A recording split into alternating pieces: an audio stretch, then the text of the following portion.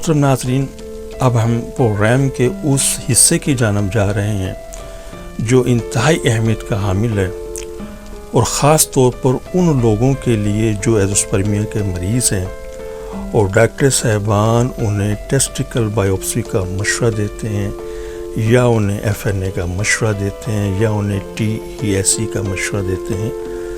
تو انشاءاللہ ان سب چیزوں کو ہم زیر بحث لائیں گے اور کوشش کریں گے کہ یہ مکمل طور پہ اس کی پکچر میں آپ کے سامنے رکھ سکوں، اور ان چیزوں کو سمجھنے کے بعد آپ یہ آسانی سے یہ فائنل کر سکتے ہیں کہ کیا ہمیں یہ ٹیسٹ کروانے کی ضرورت ہے یا نہیں ہے۔ تو ان چیزوں کو انشاءاللہ ہم ڈسکس کرتے ہیں۔ تو یوٹیوب کے اوپر میرے آلریڈی پروگرام نمبر 937، 938 اور 23 آلریڈی موجود ہیں ان چیزوں کے حوالے سے، تو وہاں پر میں نے اس کو ڈیٹیل میں ڈسکس کیا، تو وہاں سے بھی آپ رہنمائی لے سکتے ہیں۔ یہاں پر چونکہ پروگرام ہم نے ایزوسپرمیا کے حوالے سے شروع کیا ہے، تو جتنی ضروری چیزیں انشاءاللہ اس پر ہم ضرور زیر بحث لائیں گے۔ اب چلتے ہیں اپنے پروگرام کے اس حصے کی جانب جس کو ہم کہتے ہیں کہ وہ لوگ جن حضرات کو ڈاکٹر حضرات بائیوپسی ایڈوائز کرتے ہیں، اس کو ہم ٹیسٹیکل بائیوپسی۔ تو پہلے تو یہ سمجھیں کہ ٹیسٹیکل بائیوپسی ہے کیا۔ دیکھیں اس کے اندر ہے کیا، اور اس کے مقاصد کیا ہیں، اور اس کے نقصانات کیا ہیں، یہ تینوں کو ہم اسٹیپ بائی اسٹیپ ڈسکس کریں گے۔ کہ جس وقت ڈاکٹر حضرات پیشنٹ کو یہ ایڈوائز کرتے ہیں کہ آپ نے اپنا ٹیسٹیکل بائیوپسی کروانی ہے، تو یہ بیسیکلی کوئی اتنا آسان کام نہیں ہے۔ باقاعدہ اس میں انستھیزیا دیا جاتا ہے، یعنی کہ پیشنٹ کو بیہوش کیا جاتا ہے۔ بیہوش کرنے کے بعد ٹیسٹس سے، خصیوں سے ایک ٹیشو نکالا جاتا ہے، اور ٹیشو نکالے جانے کے بعد اس کو مائکروسکوپ کی جاتی ہے، اور مائکروسکوپ کے اندر دیکھا جاتا ہے کہ سپرم ہے یا نہیں ہے، یہ سپرم سے نیچرل کوئی سٹیج ہے یا نہیں ہے۔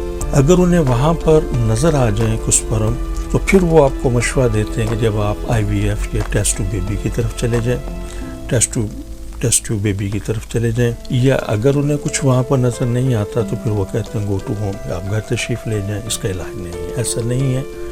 پہلی بات، جیسے میں نے پہلے بھی اپنے پروگرام کے پچھلے حصوں میں بھی ڈسکس کی ہے کہ ٹیسٹیکل بائیوپسی کی ضرورت نہیں ہے۔ اس سے پہلے ہم ٹیسٹیکل کا الٹرا ساؤنڈ کروا کر یہ معلوم کر سکتے ہیں کہ سپرم کیوں پیدا نہیں ہو رہے۔ مثال کے طور پر میں تھوڑا سا موازنہ کروانا چاہتا ہوں کہ الٹرا ساؤنڈ جو ٹیسٹس کا وہ ہمیں کیا رہنمائی دیتا ہے، اور ٹیسٹیکل بائیوپسی یہ ہمیں کیا رہنمائی دیتا ہے۔ تو ان دونوں کو جس وقت آپ انڈرسٹینڈ کر لیں گے تو سمجھنے میں آسانی ہو جائے گی۔ تو ٹیسٹیکل بائیوپسی کو ہم شروع کرتے ہیں کہ دیکھیں ٹیسٹیکل بائیوپسی ہم کرواتے ہیں، طریقہ میں بتا چکا ہوں۔ تو فرض کر لیں انہیں اگر سپرم نہیں نظر آتے، تو یہ چیز تو فائنل ہو گئی، سپرم نہیں ہے۔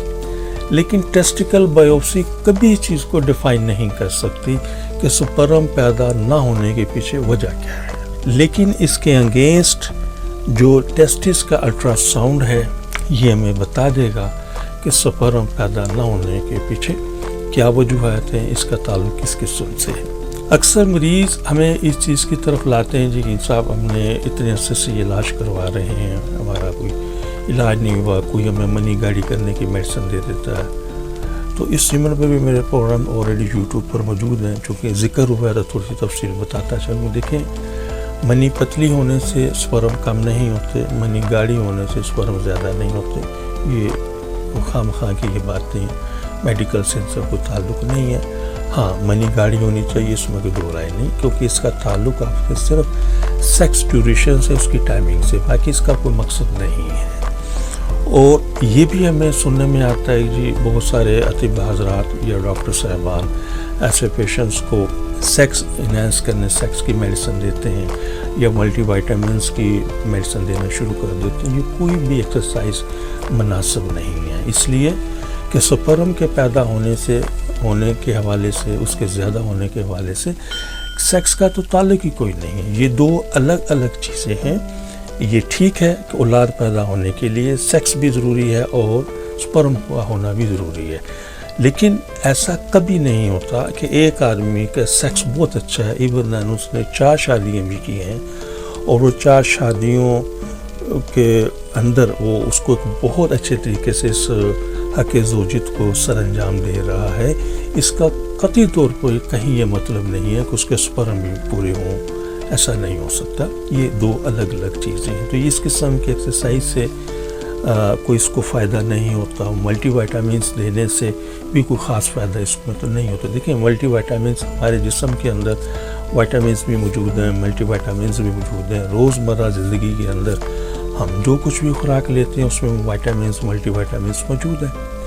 تو دیکھیں اگر آپ کے ڈاکٹر صاحب پراپر طریقے سے آپ کا بلڈ انالیسس کرتے ہیں جس کے اندر ہم وائٹامنس کے حوالے سے ملٹی وائٹامنس کے حوالے سے ٹیسٹ کرتے ہیں کہ جی فاسفیٹ کتنی ہے, آئرن کتنی ہے, وائٹامن بی کتنا ہے, فردر تو اس ٹیسٹوں کے بعد اگر ڈیسائیڈ ہوتا ہے کہ آپ کے یہاں فلاں وائٹامنس کم ہیں یا وہ فلاں منرلس کم ہیں, تو پھر اگر وہ آپ کو کوئی تشخیص کے بعد اگر وائٹامنس دیتے ہیں تو کوئی حرج نہیں ہے.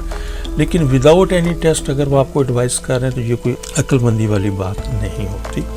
تو خدا را ان چیزوں کو انڈرسٹینڈ کیجئے. ہمارا پروگرام بنانے کا مقصد بھی یہی ہے کہ ہمارے اس پروگرام کو ضرور سنیں, سمجھیں. بہت سارے سوالوں کے جواب آپ کو ملیں گے اور اپنے کیس کو سمجھنے میں آپ کو آسانی ہوگی. تو میری پھر وہی گزارش ہے, چونکہ موضوع ہمارا ٹیسٹیکل بایوپسی ہے, تو یہ کسی نہ کسی حوالے سے دیکھیں کوئی بھی آپریشن ہے یہ کبھی بھی رسک فری نہیں ہوتا, اور کوشش کریں ان چیزوں سے اجتناب کریں, آسان طریقے سے اس کی تشخیص کریں. اور وہ آسان طریقہ میں بار بار عرض کر چکا ہوں کہ سمپل ایک ٹیسٹ اس کا الٹرا ساؤنڈ کروائیے تو اس پر میری قسم کا تعین ہو جائے گا, اور انشاءاللہ آپ کو اپنے علاج کرنے میں اس کو سمجھنے میں آسانی ہوگی.